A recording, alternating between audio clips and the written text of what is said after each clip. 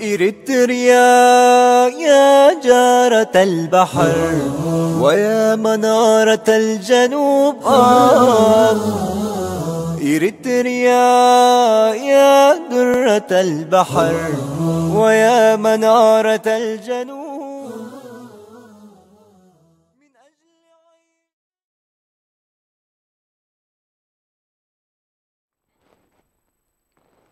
بسم الله الرحمن الرحيم. الحمد لله رب العالمين، والصلاة والسلام الأتمان الأكملان على سيدنا ونبينا وإمامنا وقدوتنا محمد وعلى آله وصحبه ومن اهتدى بهداه واقتفى أثره بإحسان إلى يوم الدين. مشاهدي الأكارم، سلام الله عليكم ورحمته وبركاته. أهلا وسهلا ومرحبا بكم في حلقة جديدة من برنامجكم قضايا إريتريا. هذه الحلقة بعنوان مكانة العلماء والقراء في الإسلام. محاورها: أولا مكانة العلماء في الكتاب والسنة، مكانة العلم في الكتاب والسنة، ثم مكانة العلماء في الكتاب والسنة، واجب وضع العلماء والقراء في إريتريا، وضعهم حاليا. المحور الرابع: ما هو واجب الشعب الإريتري تجاه العلماء والقراء والدعاة في إريتريا، وكذلك ما هو واجب الأمة الإسلامية تجاه العلماء والدعاة في إريتريا أيضا. وأخيرا، ماذا قدمت رابطة علماء إريتريا، مع نبذة مختصرة عن هذه المحاور نطرحها بين يدي الشيخ الدكتور حسن سلمان الداعية المعروف. باسمكم جميعا أرحب به، وإلى الحلقة بإذن الله. أهلا وسهلا شيخنا. أهلا وسهلا، مرحبا بكم مشاهدينا. مكانة العلم في الكتاب والسنة مختصرا شيخنا، نبدأ بهذه الحلقة إن شاء الله، ولا يخفى على شريف علمكم ما حث به الإسلام والمسلمين للتعالم في دين الله تبارك وتعالى. بسم الله الرحمن الرحيم، الحمد لله رب العالمين، والصلاة والسلام على رسول الله الأمين وعلى آله وصحبه أجمعين. الإسلام لو أردنا أن نلخصه في كلمتين يمكن أن نقول بأنه دين العلم والإيمان، والعلم يقود إلى الإيمان، والإيمان يحرض على العلم. هذه تقريبا من مسلمات الأمر عند المسلمين. ولو أردنا أن نغوص في كتاب الله تبارك وتعالى ونورد بعض الأدلة التي تبين أهمية العلم، فيمكن أن ننظر إلى مجموعة من البدايات التي تحث على العلم وتشير إلى أهمية العلم وتبين مكانة العلم. النقطة الأولى هي موضوع اسم الله سبحانه وتعالى العليم، وهذا الكون بكل ما فيه وما عليه ما هو إلا نتاج لصفتين من صفات الله تبارك وتعالى، وهي صفة العلم وصفة القدرة. فلا يمكن أن يكون هذا الكون من جاهل أو بجاهل، ولا يمكن أن يكون من عاجز كذلك. ونحن نعتقد بأن الله تبارك وتعالى صاحب العلم الكلي والعلم بالتفاصيل. الله عز وجل يعلم ما كان وما يكون وما هو كائن. فهذا التصور مهم جدا. أول شيء أننا نستمد علمنا من العليم جل جلاله سبحانه. الأمر الثاني: اللحظة التي خلق الله تبارك وتعالى فيها آدم كانت نقطة مفصلية كذلك في الإشارة إلى هذا الموضوع. وإذ قال ربك للملائكة إني جاعل في الأرض خليفة. ومنها: وعلم آدم الأسماء كلها. علم آدم الأسماء. فبعد أن خلقه، أهم ما يمكن أن يتصرف به آدم تجاه هذه التكاليف الربانية هو أن يستمد العلم من الله. جميل. وهنا سبحان الله الآن الفلاسفة كثيرا ما يغوصون في قضية كثير من المسلمات البديهية. من أين جاءت؟ من أين يكتسب الإنسان كثير معلومات بديهية بالنسبة له؟ ولن تجد الإجابة إلا بهذا النوع من علم آدم الأسماء. وطبعا هنا خلاف كبير جدا حول إنه والله ما هو نوع التعليم الذي علمه الله لآدم وكذا، والمذاهب فيها عديدة. ولكن من المذاهب اللطيفة في الموضوع ما قاله ابن جني مثلا في بعض كتاباته، من أن الله سبحانه وتعالى أعطى آدم ملكة توليد الأسماء. فابن آدم عنده القدرة على توليد الأسماء واكتشافها والتعبير عنها. هذه الملكة واحدة على كل مما يمكن أن يقال في أن الله هيأ لها هذا. جميل. ثم لما قال سأل الله تبارك وتعالى الملائكة وختمها بقوله إني أعلم ما لا تعلمون، فعلم آدم الأسماء وأشار إلى الملائكة بأن الله تبارك وتعالى يعلم ما لا يعلمه الملائكة. النقطة الثالثة أيضا عند لحظة هبوط آدم وحواء إلى الأرض أشار الله تبارك وتعالى إلى موضوع العلم من خلال فإما يأتينكم مني هدى فمن اتبع هدايا فلا يضل ولا يشقى. والبقرة طبعا ومن اتبع هدايا ومن تبع هدايا فلا خوف عليهم ولا هم يحزنون. فالارتباط بالهدى أيضا له دلالة في أنه الهدايات تحتاج إلى تعلم طبيعة الحال. ثم ظلت بعد ذلك عملية الرسالات تحمل العلم من الله تبارك وتعالى في شكل هدايات لهذا الإنسان حتى يكون هذا الإنسان عالم بما يريده الله تبارك وتعالى منه. أما ما يتعلق بالعلم من النوع الآخر اللي هو العلوم الدنيوية فالله تبارك وتعالى حثنا أن نتحرك في الأرض ونضرب فيها ونبحث عن معرفة قوانين هذه الأرض. قل سيروا في الأرض فانظروا كيف بدأ الخلق. فستلاحظ بأن الإسلام كرسالة منذ بدايته وإلى لحظة أيضا بعثة النبي صلى الله عليه وسلم كانت أول آية في كتاب الله وأول سورة تفتتح بقضية القراءة. اقرأ باسم ربك الذي خلق الإنسان من علق اقرأ وربك الأكرم الذي علم بالقلم علم الإنسان ما لم يعلم. سبحان الله، هذه النقطة لاحظ هذا السطر أو السطر ونصف كيف أنه يجعل نقطة البداية بالنسبة للإنسان أن يبدأ بالقراءة. ولكن هذه القراءة التي يريدها الإسلام منا هي القراءة المرتبطة بالله. كم من الناس اليوم ما شاء الله بارعين جدا في العلوم التوصيفية، تجده يستطيع أن يكتشف اكتشافات هائلة لكنها معزولة عن القراءة بالله. القرآن الكريم يقول لك والله القراءة خليها بسم الله، خليها بسم الرب، بمعنى يجب أن تكون ما تتوصل إليه من علوم ومعارف تدلك على الله ولا تقطعك عنه. يا سلام يا سلام. النقطة الأخيرة التي أختم بها في هذا السؤال على وجه التحديد، من أوائل أيضا ما ينبغي أن يتعلمه المسلم واتفق عليه أهل العلم ومنهم الإمام البخاري اللي هو باب العلم قبل القول والعمل. واستدل بقوله تبارك وتعالى فاعلم أنه لا إله إلا الله واستغفر لذنبك. فإذا نقطة البداية في الخلق ونقطة البداية في النزول إلى الأرض ونقطة البداية في الرسالة والبعثة كانت بمسألة ومسألة الاستمرار في دعوة الله تبارك وتعالى ودعوة الناس إليه. كل ذلك يشير إلى مسألة العلم ومكانة العلم في كتاب الله تبارك وتعالى.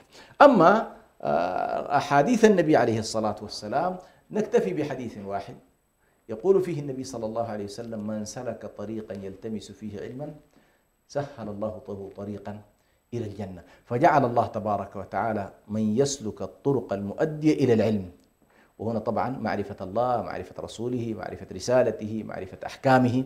من يسلك هذا الدرب ويسير فيه فإنما يسلك دربا من دروب الجنة أو الطرق التي توصلنا إلى جنة الله تبارك وتعالى. أحسن الله إليكم وبارك فيكم على هذا البيان الجميل والأسلوب الجديد في الطرح على أهمية العلم ومكانته. لو سألناكم شيخ حسن أيهما أهم، العلم بالأمور الدنيوية أم العلم بالأمور الشرعية التي تعرف بالله عز وجل وتعرف برسوله صلى الله عليه وسلم ودين الإسلام؟ نجد اهتمام العالم بالعلوم الدنيوية، فالعالم مثلا الكيميائي والعالم الكيمياوي والطبيب والجراح والمهندس والمخترع وما إلى ذلك لديهم مكانة عالية جدا في المجتمعات، فهم أصحاب الرواتب العالية وهم أصحاب يعني يسكنون في الفنادق أو في المساكن الفارهة والمعتنى بهم اعتناء كبيرا. أما علماء الشريعة فتجدهم يعني أقل مستوى من هذا بكثير جدا، فلا أدري لماذا الأمة تهتم بهؤلاء العلماء الكيميائيين والفيزيائيين ولا تهتم بالعلماء الشرعيين. بل يعني فهل هذا يعني معناه أن علم الدنيوي أهم من العلم الأخروي؟ جاوبونا بارك الله فيكم. الله يجزيك الخير. أولا العلم في كتاب الله تبارك وتعالى نؤكد أنه يشمل كلا الأمرين، يشمل العلم بما يسميه نحن الآن بالعلوم الشرعية التي يتعرف الإنسان من خلالها على الله وعلى رسوله وعلى كتابه وعلى شرعه وأحكامه وكذا، هذا الذي نسميه بالعلم الشرعي. وحثت كذلك كثير من النصوص على العلم الذي تقوم به الحياة، وكلاهما مؤثر، كلاهما مؤثر. هذا يدلك على الله ويدلك على معرفة الله تبارك وتعالى، والثاني يبين لك كيف تصلح حياتك الدنيوية. وكلما كان الإنسان صالحا عزيزا في حياته الدنيوية أثر ذلك على حياته كذلك الدينية بطبيعة الحال، والعكس بالعكس. لكن لو نظرنا من حيث التراتب، من حيث التراتب العلم بالله والعلم بأمر الله يحتل المرتبة الأولى بلا منازع. يعني هذه كما يقول ابن تيمية عليه رحمة الله، يقول وحاجة الناس إلى علم النبوات أشد من حاجتهم إلى الطعام والشراب. لماذا؟ لأن هذا يترتب عليه سعادة أبدية أو شقاء أبدي بلا نزاع. فما كان فيه سعادة أبدية أو شقاء أبدي أولى بطبيعة الحال مما فيه سعادة مؤقتة أو شقاء مؤقت، حتى لو قلنا بأن الإنسان في هذه الدنيا قد يشقى، قد يعني يمر ببعض، لكن في نهاية المطاف مؤقتة إذا ما أخذ الجانب الآخر، وهو أنه والله سائر إلى الله سبحانه وتعالى، فهو قد يكون أخفق في دنياه ولكنه نجح في آخرته. وبالتالي هذا النوع من العلوم هو رقم واحد. النوع الثاني من العلوم الذي يأتي بعد العلم الذي نسميه بالعلم الشرعي هو العلم المتعلق بالإنسان، ما نسميه بالعلوم الإنسانية، العلوم الإنسانية.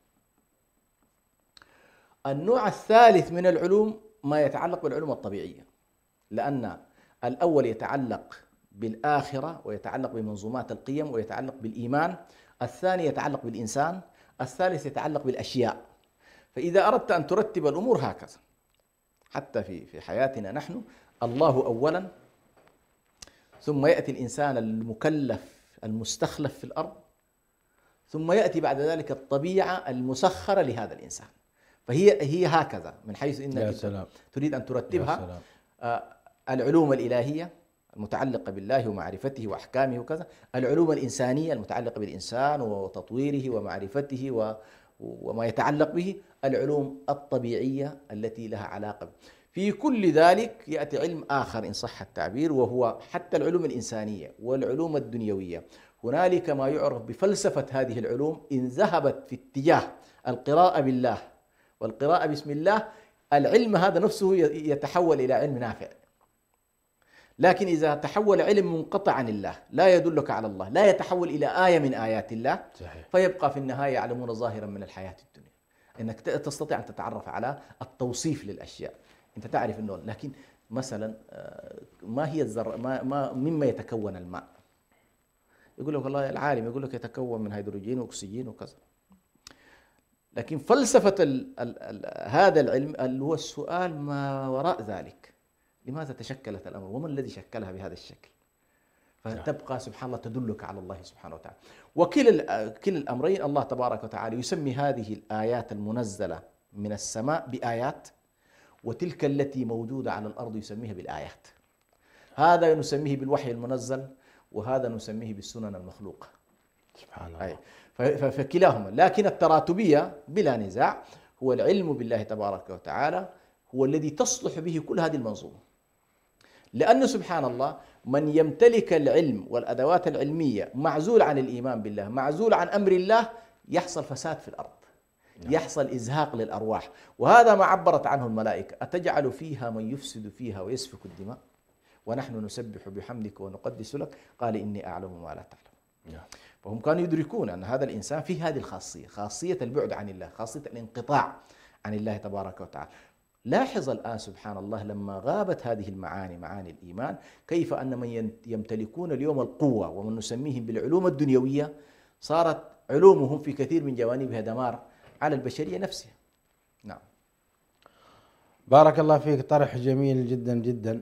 وهذا الكلام يذكرني بآيات في كتاب الله عز وجل في سورة فاطر: ألم ترى أن الله أنزل من السماء ماء فأخرجنا به ثمرات مختلفا ألوانها ومن الجبال جدد بيض وحمر مختلف ألوانها وغرابيب سود ومن الناس والدواب والأنعام مختلف ألوانه كذلك إنما يخشى الله من عباده العلماء. الله أكبر. نعم. هذا ما ذكرتهم من العلم الدنيوي الذي يرتبط بالله. يرتبط بالله. نعم صحيح. ثم قال بعدها العلم المورث للخشية.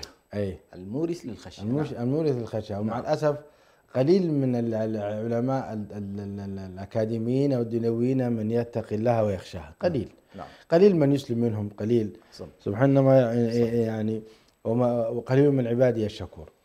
ثم بين أهمية العلم بالله والهداية والعبادة في قوله تعالى: إن الذين يتلون كتاب الله وأقاموا الصلاة وأنفقوا مما رزقناهم سرا وعلانية يرجون تجارة لن تبور ليوفيهم أجورهم ويزيدهم من فضله إنه غفور شكور. والذي أوحينا إليك من الكتاب هو الحق مصدقا لما بين يديه إن الله بعباده لخبير بصير. ثم أورثنا الكتاب الذين اصطفينا من عبادنا فمنهم ظالم لنفسه ومنهم مقتصد ومنهم سابق بالخيرات بإذن الله ذلك هو الفضل الكبير. فأعطى للقرآن الكريم وهداية البشرية والآيات التي تدل إلى الله 3 آيات. نعم سبحان الله. 3 آيات. نعم. وأعطى للعلوم الشرعية آية واحدة فقط. نعم. ألم ترى أن الله أنزل من السماء. صح. وهنا توازن بهذا الطرح، توازن جميل أما جدا. شيخنا بالنسبة لي لماذا يحدث الآن هذا النوع من الاختلال؟ إذا كان هذا هو المنظور الطبيعي وهذا المنظور العادي، أن المسلم يعرف تماما بأن العلم المؤدي إلى الله والعلم المؤدي إلى معرفة الأحكام والعلم المؤدي إلى أن تعبد الله، لأن الغاية الأساسية أن تعبد الله، وما خلقت الجن والإنس إلا ليعبدون. حتى قضية التسخير يأتي لتعبد الله، يعني سخر لكم إنها لتعبدوا الله. نعم. رزقكم لتعبدوا الله. نعم. ما نسألك عليه، الله لا يسألنا عليه رزقا، اعبد الله أقم الصلاة كذا، لا نسألك رزقا. فموضوع الرزق نفسه مكفول حتى تقوم بالجانب. لكن للأسف الشديد لما حصلت حالة الانتكاسة في الأمة وتراجع المفهوم الصحيح وتقدمت الدنيوية على المفهوم الصحيح اللي هو مفهوم الآخرة، وبدل أن تكون هذه الدنيا هي معبر إلى الآخرة تحولت هي غاية في ذاتها، وأن الشعوب صارت إنه والله من وجد في هذه الدنيا فقد وجد ومن لم يجد فليس هنالك شيء آخر يتطلعون إليه، كما هي الحالة العلمانية التي تسود اليوم العالم. المنظومات التي بنيت والحكومات التي شكلت صارت تعطي هذا الجانب الأولوية في جامعاتها وفي بنيتها وفي كذا، وصار الجانب الآخر هامش في الحياة. تسمع أنه جامعة ضخمة جدا لكن تعطي قسم مثلا للإلهيات أو كذا في بعض البلدان، وتجد باقي الأمور كلها منفصلة تماما. فيخرج هذا الإنسان سبحان الله ويتصور بأنه والله فعلا الجانب الديني لا يأتيني بشيء، يقول لك ما إذا ذهبت أن أعمل في هذا المجال، مع أن في السابق لم تكن حتى الذين كانوا يدرسون ويتعلمون كانوا يبحثون عن العلم من أجل الخشية، ما كان ينظرون إلى أنه والله يتعلمون الدين الله لأن يتوظفوا، ما كانت هذه، لكن تأتي بالتبع وليس بالأصالة كما يقول عن الإمام الشاطبي، تأتي تبعا قضية الشهرة وقضية العلم وقضية الرفعة به، هذه كلها تأتي بالتبع لا بإيه؟ لا بالأصالة. يعني الشخص الذي يدخل في المجال الشرعي يدخله بنية الإخلاص، بنية التعبد، بنية معرفة الله، بنية الخشية، يدخل بهذا الباب. لكن لما اختلت هذه الأمور للأسف الشديد وصارت المجتمعات أيضا لا تبالي بعلمائها ولا تبالي برموزها ولا تبالي بمؤسساتها الشرعية والعلمية، للأسف الشديد حصل فينا تخلف هائل جدا في هذا الجانب.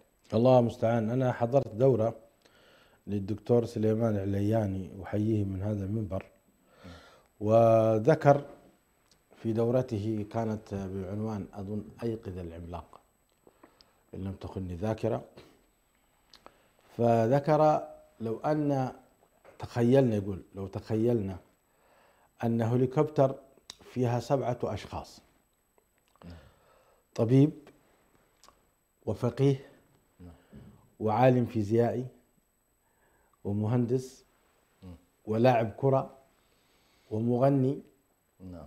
وأرملة، نعم. وحصل لهذه الطائرة خلل، فبمن تبدأون تضحون؟ ولا بد من التخفيف من الوزن. نعم. هكذا سألنا. نعم. فجميعا قلنا أولا هذا المغني أول ما نضحي به هذا المغني لا فائدة منه بالإجماع. ثم قلنا لاعب كرة لا فائدة منه. بعد ذلك اختلفنا في الفقيه والطبيب والفيزيائي والكيميائي أن هذول مهمين ينفعون الأمة. كانت دورة جميلة أعطتنا فائدة. نعم. فالفقيه العالم هو الذي يربط الناس بالله عز وجل ويعلمهم كيف، وهو الذي يعني يكون سببا في نجاتهم في القبر. القبر الناس تسأل عن 3 أمور: تسأل عن من ربك، ما دينك، من نبيك. وهذا يملكه الفقيه العالم الشرعي. وأما الطبيب والمهندس فهو كما تفضلت بهذا الطرح الجميل. طيب، إذا كان هؤلاء العلماء سواء كانوا العلماء الأخرويين إن صح التعبير الذين يربطون بالله أو علماء دنيويين مهمين لهذه الدرجة، جاءت السؤال: ما واجب أولا قبل أن ندخل ما هو الواجب نأتي إلى وضع علماء إريتريا، العلماء والدعاة. ما هو وضعهم في إريتريا؟ كيف وضعهم؟ نحن هذه حلقة إريتريا، نحن نتحدث عن قضايا إريتريا، قدمنا بأهمية العلم ورأينا كيف هو. الآن نتكلم عن وضع العلماء، هل هم فعلا لديهم هذا الاهتمام؟ كيف وضعهم؟ هل هم ينعمون بالحرية والعدالة؟ هل هم أو هم وضعهم كيف وضعهم باختصار؟ طبعا للأسف الشديد يعني من أسوأ ما يمكن الإنسان أن يتحدث عنه من ملفات هو الملف العلمي وملف الدعوي في إريتريا.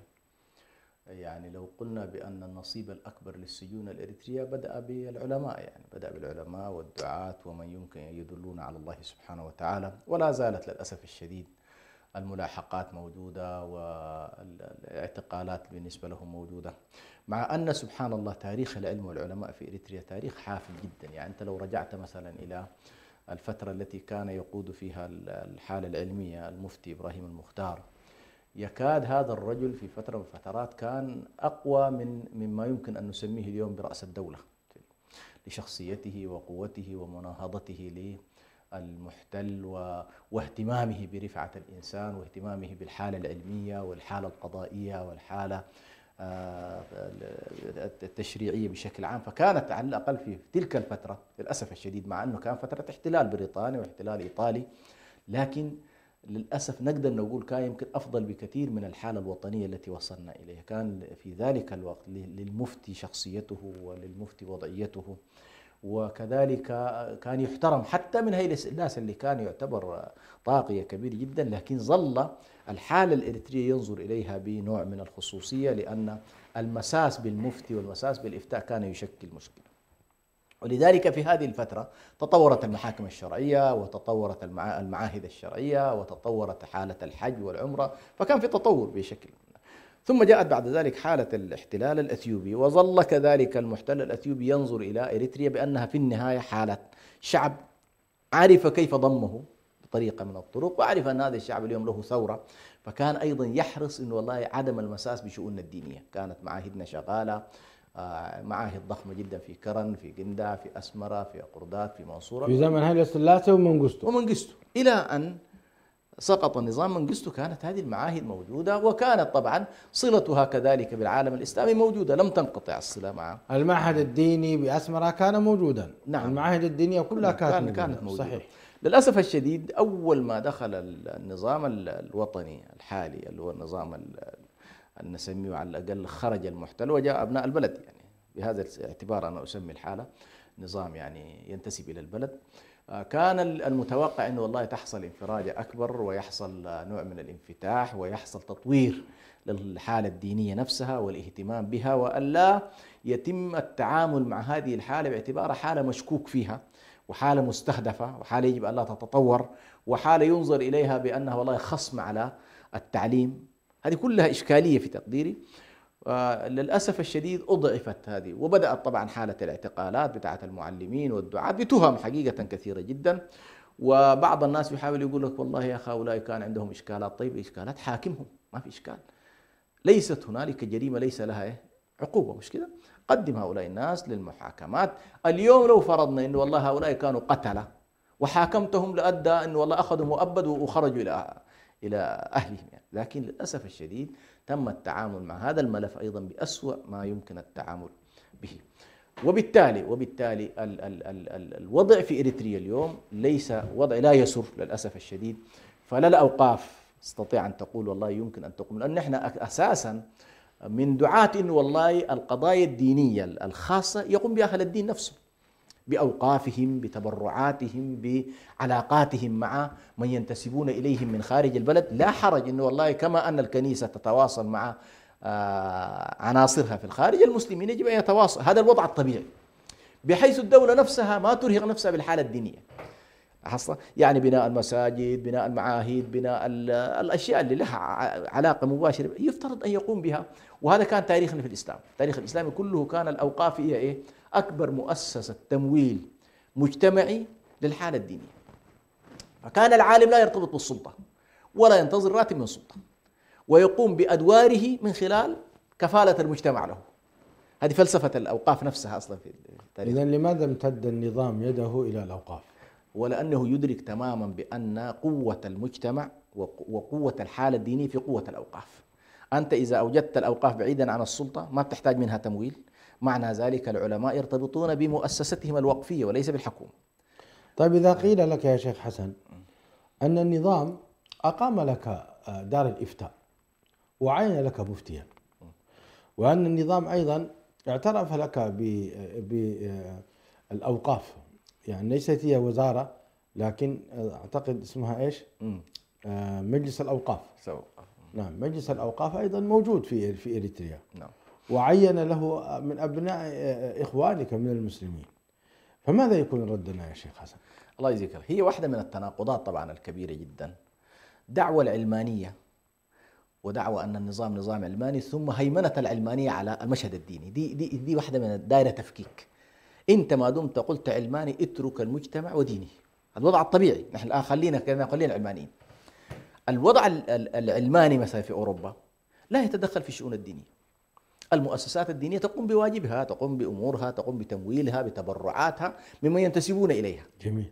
وتسهل الدولة هذه الحالة، وبيعتبروا إنه والله هذه الحالة المجتمع محتاج إليها روحيا، ما بيروها مجتمع محتاج إليها ماديا. لاحظت؟ فصلوا طبعا المؤسسات التعليمية عن الدينية عن المؤسسات. نحن بالنسبة للأسف الشديد الدولة العربية أو الدولة في المنطقة الإسلامية تريد أن تكون دولة مهيمنة على المشهد كله، فتقول لك والله أنا دولة علمانية لكنها تتحكم في الوظيفة الدينية. طيب ما دام أنت علماني، ليش السلطة الزمنية أو السلطة السياسية تتحكم في السلطة الدينية أو تتحكم في الحالة الدينية؟ يفترض هذا الكلام أول بمنطقة العلمانية يفترض أن لا يكون. اترك أهل الديانة المعينة هم من يختارون مجلسهم العلمي، هم من يختارون مفتيهم، هم من يختارون أوقافهم، هم من يحاسبوها.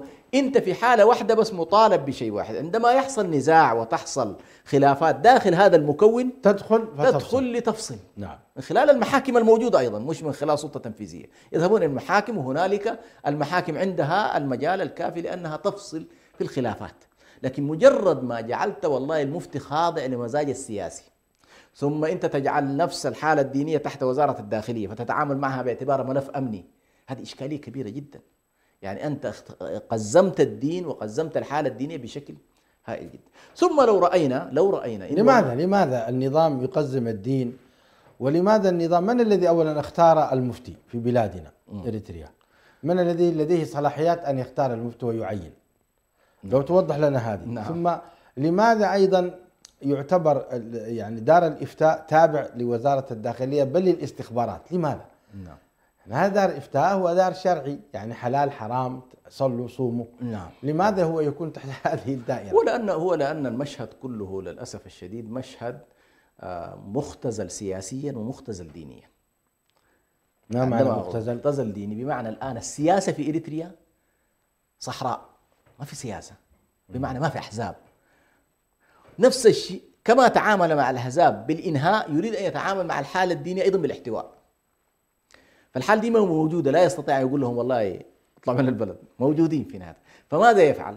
يخشى أن هذه الحالة الدينية تتحول في يوم من الأيام إلى مشكلة بالنسبة له، فيجعلها ملف أمني، فكل قضاياها لا تمر إلا عبر الجهاز الأمني أصلا. فأنت أمام مشهد يعني يحاصر المجتمع سياسيا ويحاصره دينيا، وبطبيعة الحال محاصرة اقتصاديا، لأنك أنت أيضا التجارة كلها مرتبطة بشركة واحدة. فهي الفلسفة كلها القائمة في البلد هي مشهد السلطة القابضة التي لا تسمح بأي شكل من الأشكال. لماذا يا شيخ حسن؟ المشكلة يا شيخ حسن، أنا لماذا أكرر السؤال لماذا؟ لأن الإشكال ليس في النظام، نحن عارفين من هو النظام. المشكلة في إخواننا المسلمين الذين يظنون أن فعل النظام بهذه الطريقة فعل صحيح،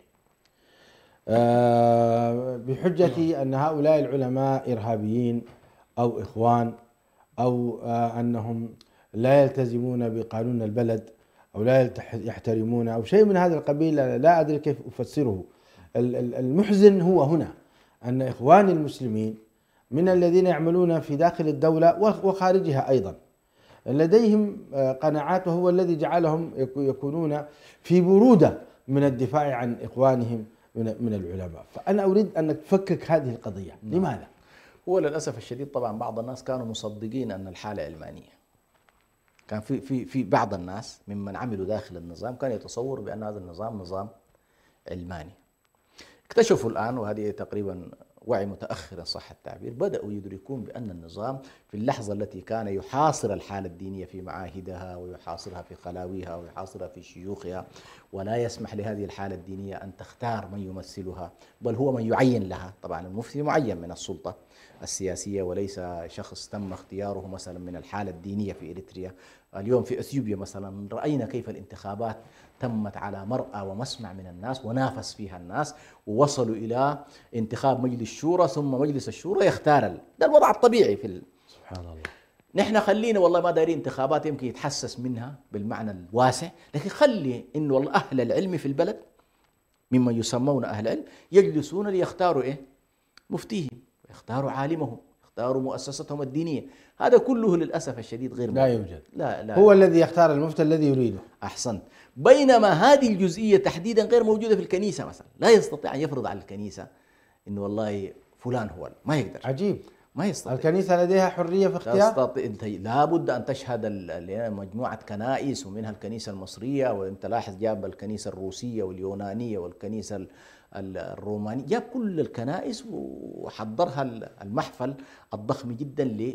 طيب انت يوم عملت المفتي هل والله اشتغلت هذا الشغل؟ ولا المفتي في اريتريا ما يستحق هذا الشأن؟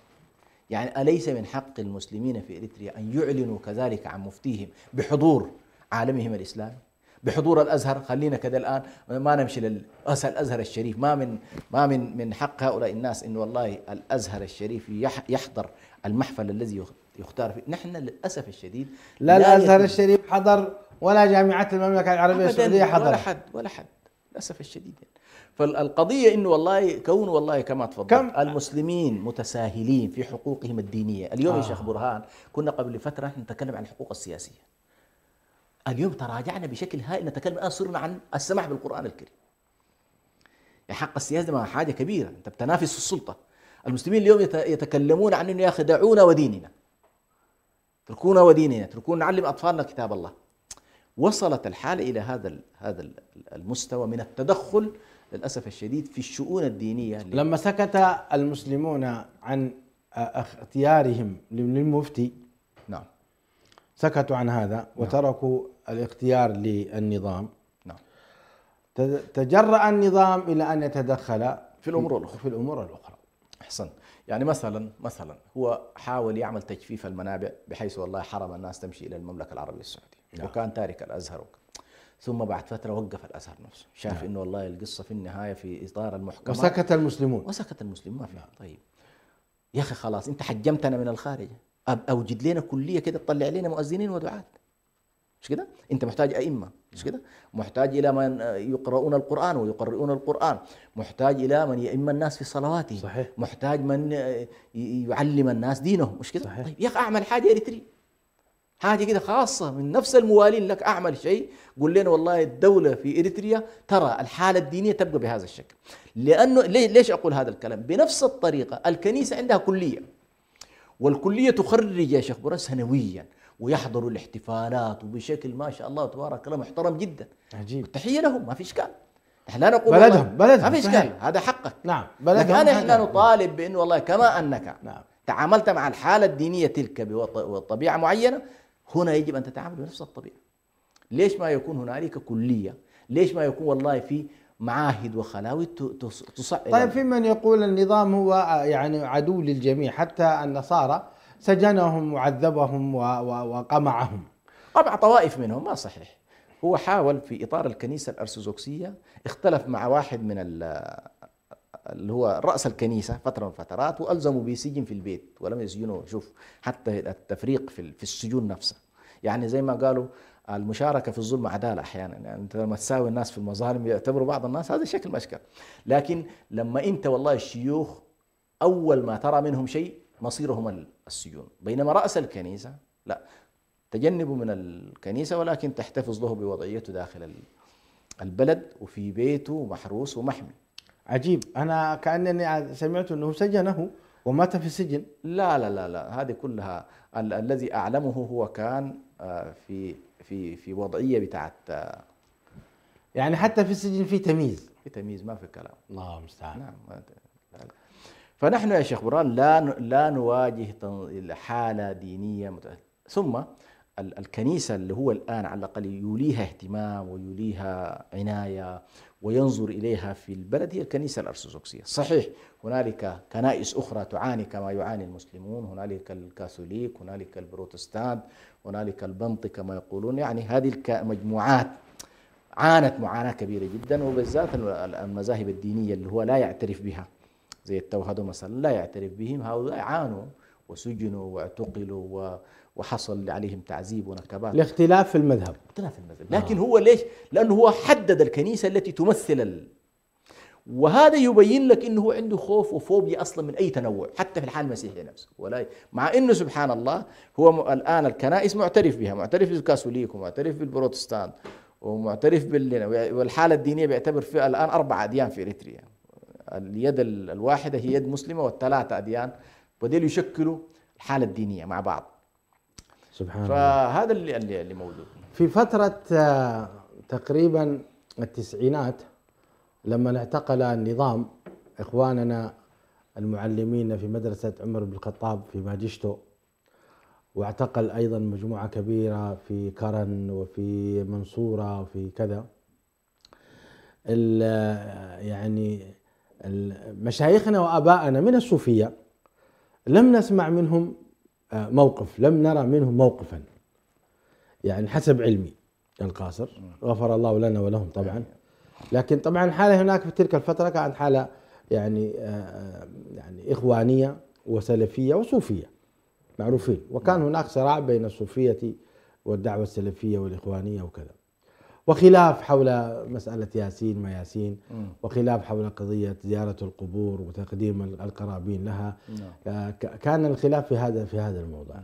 لما جاء النظام واعتقل هؤلاء الناس، أنا ما أدري كيف كنت ترى أنت، أين كان موقف آباء الصوفية؟ يعني وهم كانوا في مرحلة الآباء، هل كان لهم موقف؟ هل سألوا النظام لماذا سجنت هؤلاء العلماء؟ حدثني بهذه، لأني أنا سأحدثك أيضا، سأسألك بعدها ب10 سنوات اعتقل هؤلاء الصوفية وحصل لهم ما حصل يعني. نعم. هو للأسف الشديد كثيرا ما يقع الإنسان في الوهم وهو يتصور بأنه يحقق مكاسب مذهبية أو مكاسب طرقية أو مكاسب حزبية، ودي مش حالة إريترية، يعني هي حالة عامة. فمثلا التيار الصوفي يتصور بأنه إذا قضي على التيار السلفي المنافس له فهو سيرتاح، والحركات السياسية الإسلامية تتصور بأنه إذا قضي على التيار الجهادي هي حيفسح لها، وهكذا. ثم بعد فترة سبحان الله يؤتى إليها واحدة بعد الأخرى، كلها يؤتى إليها، ما في كلام. سبحان الله. هذه حالة مجربة الآن، حالة مجربة، وللأسف الشديد نكرر نفس الطريقة. فالنظام كأنه أولا يبدأ بما هو أخطر عليه. أيوة، هو يرى أنه والله ما هي الجهات التي تشكل عليه خطر مباشر بطبيعة الحال عالميا. من يحمل السلاح من أي فئة فهذا رقم واحد. نعم. ثم يليه بعد ذلك من يفكر في السلطة ولو سلميا. ثم بعد ذلك من يدعو علميا إلى ممايزة في الهوية، يركز على الهوية وخصوصيتها والتربية والأمة حتى ولو لم ينظر إلى السلطة برضو مقصود. ثم آخر شيء إلى من يرى أنه والله هو معزول لا تهمه إلا بس أنه يذهب إلى المسجد ويرجع، حتى هذه نفسها في لحظة من اللحظات لن يتركه. فإذا رأينا التجارب العالمية كلها تقول ذلك. كيف كان الأوضاع مثلا في الاتحاد السوفيتي في الفترة التي سيطر فيها الشيوعيون على البلد؟ كان المسلم حتى يعني يلاحق في وجود المصحف معه. إذا وجد معك مصحف أنت في مشكلة، يقتل. أيوة مباشرة. يذهب الناس محافظة الناس على دينها تحت الأنفاق. يسلم الواحد طفل لمدة 4-5 سنوات ولا يأتي إلا بعد 4 سنوات يأتي الطفل ويستلم طفله وقد حفظ كتاب الله. فالدين في النهاية منصور يعني. لكن قصدي أن النظم التي تخشى من الأديان وتعادي الأديان بصورة كبيرة هذه طبيعتها، اللي هو الطبيعة اللا دينية. تريد مجتمعا لا دينيا، نظاما لا دينيا، سياسة لا دينية. في النهاية يريد المجتمع كله حتى الرموز الدينية لا يريدها أن تكون حاضرة في المشهد. فللأسف الشديد إخواننا المتصوفة لم يتعاملوا مع الموضوع باعتبار أن والله هي حالة ستأتي إلى الآخرين، وأن والله هؤلاء ما حوربوا إلا وكأنهم سعدوا بذلك إلا من رحم الله. ما يتصوروا بأنه سيخلو لهم الجو. خلاص يعني تم سجن الوهابية. نعم. وارتحنا من الوهابية. نعم. نعم. وبالتالي سيكون لنا الأمن. نعم. مع أنه سبحان الله التاريخ القريب اللي كان يفترض أن ينتبه إليه المسلمون في إريتريا، ما هي المنطقة مرت قبل كده بأن والله تعلق صليب أو أنت تقتل، هي كده. هذه السلطات التي تنطلق من نمط طائفي يوم من الأيام المسلمين في الحبشة، كان الواحد ما عنده مجال إما يغير اسمه أو يقتل. وعرضت عليهم فترة بسيطة أنه خلال فترة معينة يجب أن تحصل تسوية. فهذه الذاكرة كيف تغيب عن الناس بحيث يتصوروا بأنه والله النظام سيتسامح مع البعض دون البعض. ما هي في فترة الحاج موسى محمد نور رحمه الله. نعم. أعتقد كانت بعدها ب10 سنوات تقريبا. نعم. وكان له موقف واضح أمام النظام في الدفاع عن القرآن الكريم وعن يعني إجازة يوم الجمعة. نعم. وستر بنات المسلمين. نعم. لأن النظام استهدف مدرسة الضياء وباعتبارها أنها مدرسة، طبعا الآن دمرها. نعم. أدخل فيها من أدخل فيها. لكن أنا أريد أن تحدثنا عن هذا الموقف. يعتبر الشيخ موسى ليس وهابيا ولا ينتسب إلى الوهابية ولا إلى السلفية ولا الإخوانية، وغالبا هو يعني ينضم إلى إخوانه من الصوفية إن صح التعبير. الذي حصل أنه اعتقل الشيخ موسى واعتقل معه اللجنة كلها. نعم. فما كان من موقف إلا موقف ود عنكر الله يغفر له ويرحمه قام، وهو يعتبر كان يعني يعتبر من رأس الصوفية يعني رحمه الله رحمة واسعة، وكان له موقف مشرف جزاه الله خيرا في وقوفه مع الحاج موسى، وكلمته مشهورة معروفة والعالم كله تحدث عن هذا. فكان هذا الموقف منه وهو يعتبر من هؤلاء، فجاء الدور عليهم أيضا واعتقلوا، وأخذ أظن سنة أو سنتين ثم أفرج عنه ولم يجلس كثيرا ود عنكر ومات رحمه الله تعالى. حدثنا عن هذه الحقبة التاريخية. أحسن. هو طبعا النظام سلك مع في موضوع المحاربة للعلم والعلماء خطوات شيئا فشيئا مثل الشيطان، خطوات الشيطان. أي في البداية حاول أن يضيق على الشخصيات العلمية المؤثرة الحركية واعتقلهم في الأيام الأولى عدد كبير جدا. ثم بعد ذلك دخل في صراع المعاهد في المواءمة، إنه والله إما أن المعاهد هذه تغلق أو تعمل مواءمة. فاتفق الجميع على أن تحصل عملية المواءمة، وهم يدركون بأن المواءمة طبعا سيكون من خلالها إضعاف الحالة الدينية وتقوية الحالة المناهج الأخرى يعني. ثم هذه أيضا لم تريحهم، لأن الناس كيفت وضعها وصار الطلاب يدرسون والمعاهد تحولت إلى مدارس ومعترف بها مع وزارة التربية والتعليم. وفي السابق كانوا هم يرفضون فكرة وجود حالة خارج. طيب رأوا أن هذه الحالة أيضا ليست مرضية عنها، فصاروا يتحسسون مثلا من قضية أنه والله النقاء أن تكون الفتاة محجبة وأن تكون العطلة يوم الجمعة. هذه القضايا بدأت عندهم أيضا تشكل أنه تعطي رمزية. ولذلك سبحان الله كيف أن بعض الناس يتضايق حتى من يعني لما أشوف فرنسا بكل هيلمانها تنزعج من فتاة لابسة طرحة على رأسها، تدرك حجم الخوف من الرمزيات. يعني إشكالية الحجاب في النهاية رمز، فهم يخشون من هذه الرمزيات فيريدون التجريد. طيب أنتم ما ياخذونها من باب الحريه ابدا، هنا تسقط تتعرى ولا تتحجب ما لا ياخذونها. هنا تسقط الحريه، لانه هو اصلا فهمه للحريه ويجب ان تنتهي الى حاله لا دينيه. هذا الفهم الموجود. فالنظام مشى في هذا الاتجاه. وكما تفضلت هنا طبعا المحطه الاخيره ستصطدم مع المسلم البسيط الذي يصلي ويصوم وده يقرا القران. انا اتعجب اين المسلمين؟ اين المسلمون ان صح التعبير؟ يعني اين المسلمون؟ يعني في البدايه سجن الوهابيه وسكتتم، ثم سجن الصوفية وسكتتم. الآن ما هو دوركم؟ ماذا تنتظرون؟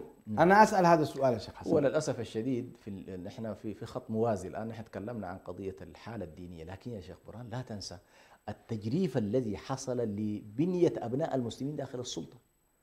يعني ما حالة بسيطة، يعني من مجموعة ال15 أطيح بمجموعة من القيادات اللي كانت على الأقل محسوبة على أبناء المسلمين وكان لها وزنها، وكان يمكن أن لو تواجدت على الأقل في الظرف الذي جاء لاحقا ربما. نعم هنا أيضا ما كان موقف المسلمين. ماذا قدموا؟ هذا الإشكال. ما أنا قاعد أقول لك أنت يحصل لك تجريف في الضباط ويحصل لك تجريف في الجنود ويحصل لك تجريف في السياسيين، وفي كل ذلك أنت صابر ما شاء الله وساكت ما في ردة فعل.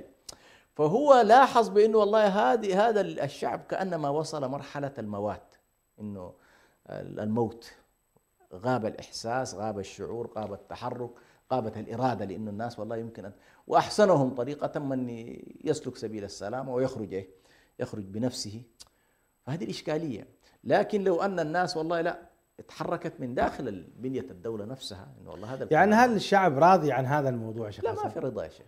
هل الشعب راضي عن ما يقوم به النظام بهذه الطريقة؟ لا أتصور هو الذي يختار المفتي، هو الذي يسجن من شاء، هو الذي يفرج عن من شاء، هو الذي يغلق المدارس، هو الذي يختار لنا يعني ديننا، هو الذي. هل الشعب راضي عن هذا؟ الشعب في الخارج والداخل راضي عن هذا؟ ليس هنالك رضا. طيب لماذا الشعب ساكت؟ لماذا لا يعبر؟ لماذا لا يعبر؟ هو التعبير الآن كله تعبير خارجي طبعا، لأنه في الداخل أنت تعرف اليوم الأجهزة القمعية في داخل البلد لا تسمح دعك من أن تعبر. يعني أنت مجرد بس تسكت أحيانا أنت فيك إشكال، لا تكون مؤيد لقراراتهم ولا تؤيد سياساتهم. فالوضع في الداخل طبعا حاصل تجريف هائل جدا يعني. طيب موقف دار الإفتاء، وأنا أود حقيقة من هذا المنبر أن توجهوا رسالة لسماحة المفتي الشيخ سالم، لسماحة المفتي الشيخ سالم، ولي أيضا الشيخ سعيد، أعتقد اسمه سعيد، أنا حقيقة اسمه ما حفظت هذا تقصير مني، لرئيس مجلس الأوقاف.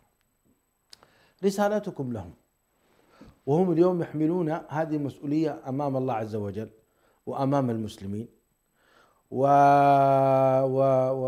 ولم نرى لهم دورا حسب علم القاصر. ربما يكون لهم دورا أنا ما أعرفه تحت الطاولات أو بشيء مخفي سري، لكن يعني باعتبار أنهم هم المسؤولين المتحملين المسؤولية أمام الله وأمام الشعوب، ما هي نصيحتكم لهم بالذات سماحة المفتي الشيخ سالم؟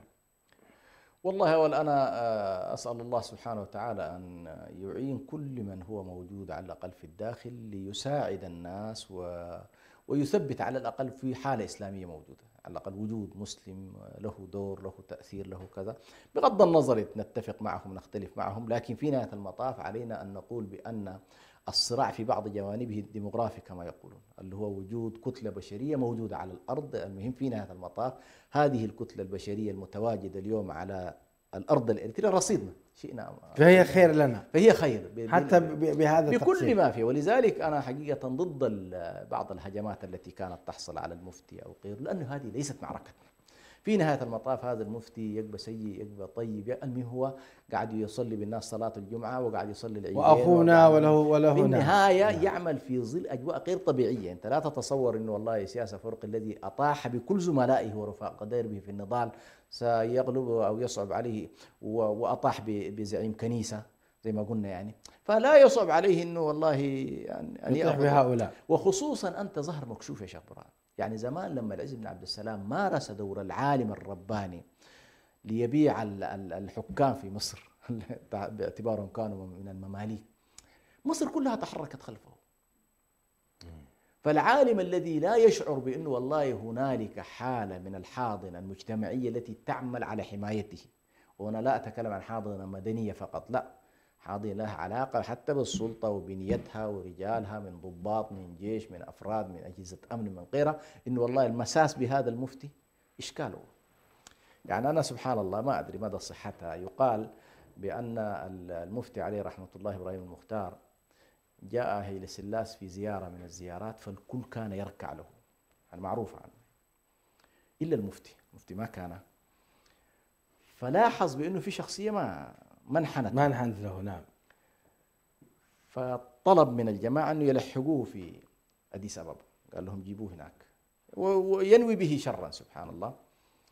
فيقال المجموعة الحولة هيل سلاس من المسلمين عرفوا بأن هيل سلاس ينوي شرا بالمفتي، فاتفقوا فيما بينهم أنه نحن مطلوب منا أن نقوم بدور ننقذ المفتي. الله أكبر.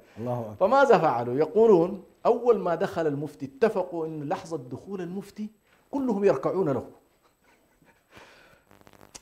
فهيل سلاس شاف المشهد أنه هذه الشخصية من حولي من الناس تركع له، إذا من حقه ما يركع لي.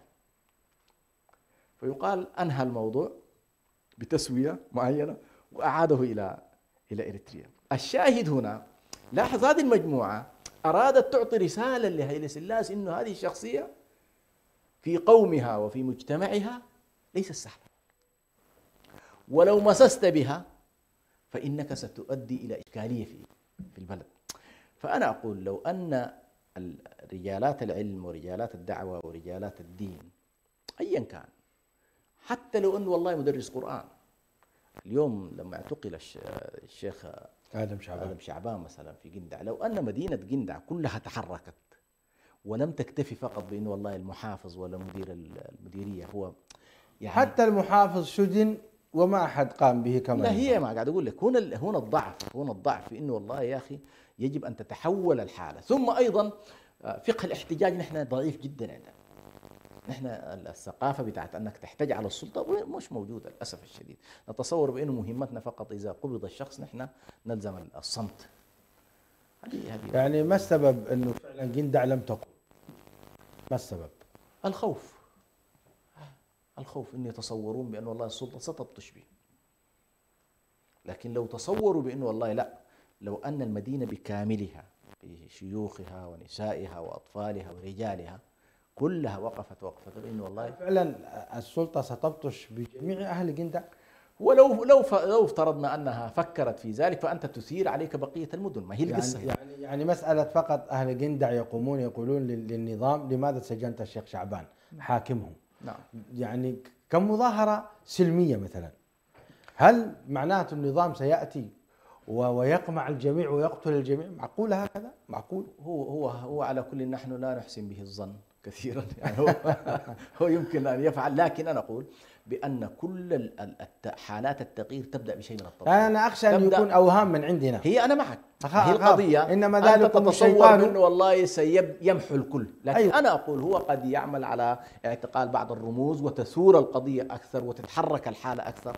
لاحظت هنا يمكن أن يعمل ألف حساب للحالة، لكن لما يبدأ الناس في الصمت والسكوت، ومن هم من أبناء المسلمين في المدينة تابعين للحزب ساكتين، تابعين للحكومة ساكتين، تابعين المجتمع الأهلي ساكتين، هنا طبيعي يتجرأ عليك كل يوم يأخذ منك واحد من ويتدرج حتى ينهي الإسلام تماما. نعم. في المنطقة. نعم. وهذا حقيقة يعني كنا في غفلة عنه. نعم. لكن مع التاريخ الذي رأيناه أدركنا أن الموضوع جاي. نعم. يعني الموضوع قادم حتى للذين يعملون تحت إدارة هذا النظام أكيد في يوم من الأيام أعتقد أن النظام لن يتركهم، والله أعلم. وحاصل أصلا هو لم يتركهم لا من قبل ولا من بعد، لن يترك أحد، وهو ذاهب في اتجاه التصفية، ذاهب في اتجاه أنه والله هذه الحالة يجب أن تنتهي، وعينه كما قلت قبل كده على عملية إحلال وإبدال، هو عينه على كيف يمكن للنصرانية في المنطقة سواء كان مع التجراي سواء كان مع الأمهرة، هو هذا سعيه.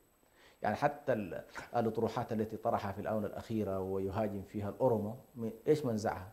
مع أنه حاول يغلفها بأنه والله يعطيها صبغة إثنية، الكوشيين ضد الساميين وكذا، لكن الصورة واضحة أنه هو ينحاز بصورة مكشوفة وواضحة للمكون المسيحي في المنطقة، ولا يتصور أصلا بأنه والله هذا الانحياز سيكون مؤثر في الحالة الإريترية، ما قاعد يتصور هذا الجانب. بقيت معنا نقطة واحدة، واجب الأمة الإسلامية تجاه إخوانهم المضطهدين في إريتريا من العلماء والدعاة المسجونين، والإعلام لا يتكلم عنهم، وهناك سكوت وصمت غريب وعجيب، بل هناك أمر آخر، الحث على السمع والطاعة لهذا النظام وعدم مواجهته.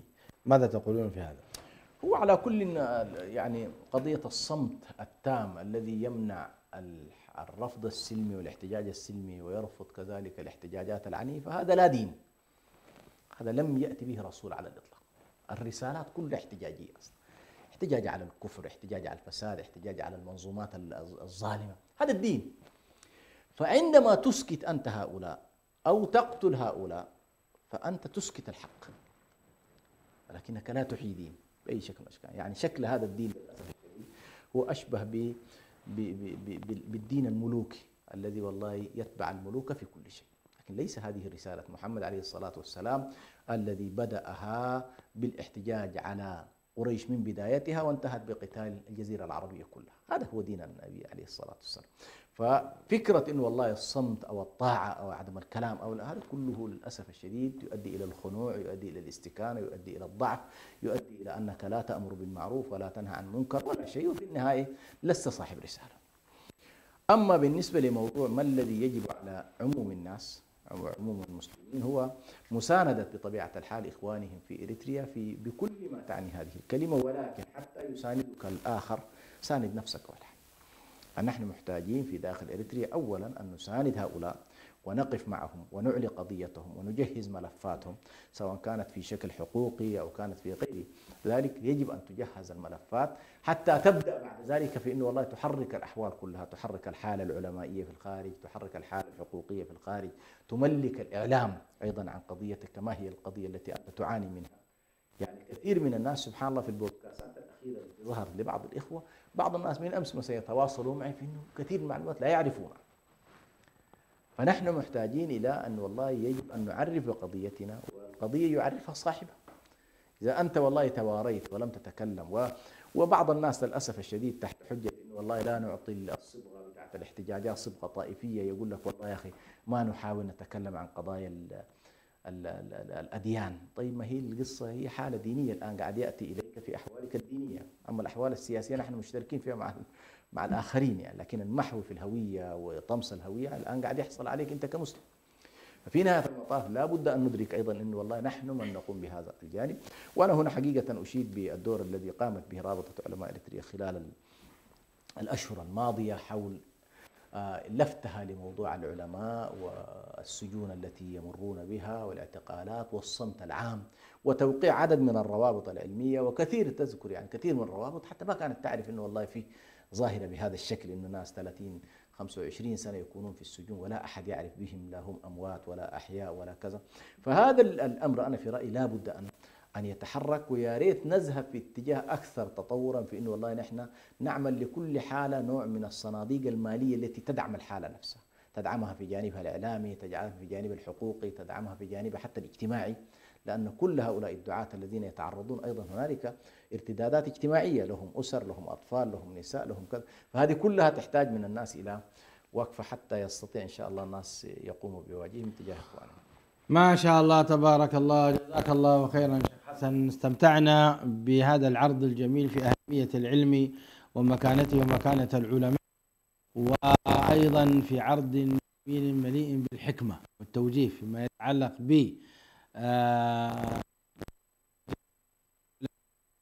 وواجب المفتي وواجب المجلس الإسلامي. هذا توجيه الذي فيه الإشارة بالحكمة والتوجيه المبارك. أشكر فضيلة الشيخ حسن سلمان، وأنا أقول لإخواني المسلمين اهتموا بدينكم وتابعوا أمور دينكم، واحترموا علماءكم ومشايخكم حتى لا يأتي البلاء إلى بيوتكم. هذا أخوكم برهان يحييكم، ونلتقي بكم في الأسبوع القادم إن شاء الله على خير. السلام عليكم ورحمة الله وبركاته. إريتريا يا جارة البحر ويا منارة الجنوب، إريتريا يا درة البحر